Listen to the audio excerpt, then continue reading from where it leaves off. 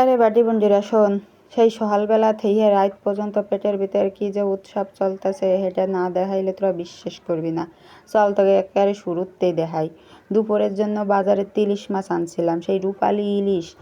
দেখ মাছটা যে কি সুন্দর চকমকা রং। এখন আমি ওইটারে কাটবো বুঝছিস, পিস পিস করে কাইটে তারপরে মাছটিগুলো আগে ছুলতে হবে, তারপরে কাটতে হবে। ও বাবা, মাছ কাটার পরে দেখি কি বুঝছিস, সেই পেটের ভিতরে লাল টুকটুকে ডিমে ভরা মাছের পেটিগুলো। এখন তো মাছ রাঁধতে হবে। মাছ রাঁধতে কী কী লাগে তা তো জানিস আর বুঝিস। মরিচ পেঁয়াজ মশলা সব ভালো কইরা মশাইয়া এই যে মাহাই লইতেছে বুঝিস। ইলিশ মাছের আসল স্বাদ কিন্তু এই মাহানুতেই পাওয়া যায় বেশিরভাগ। দেখছিস কি সুন্দর আমি মাহাইলাম। এখন এরে একটু পানি দিয়ে ব্যাস চুলাই দেবো বসাইয়া বুঝছিস। তারপরে ঝাঁকামাকা কইরা তাড়াতাড়ি কইরা রাইন্দা নেব।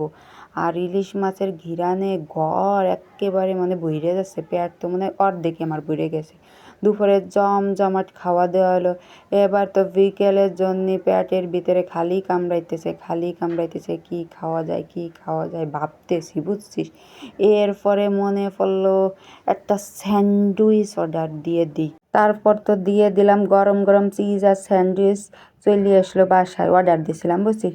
কামড় দিয়ে দিই ভিতরে একেবারে মুখে লেগেছে। ব্যাস এবার রাতের খাওয়া, সন্ধ্যার খাওয়া গেছে। এবার তো সোনাই সোহাগা, গরম গরম চাউলের রুটি কোষ, আটার রুটি কোষ আর বাটি ভরা আমার কি গরুর গোশের ঝোল। ব্যাস মজার মজা, এই পর্যন্ত ভালো।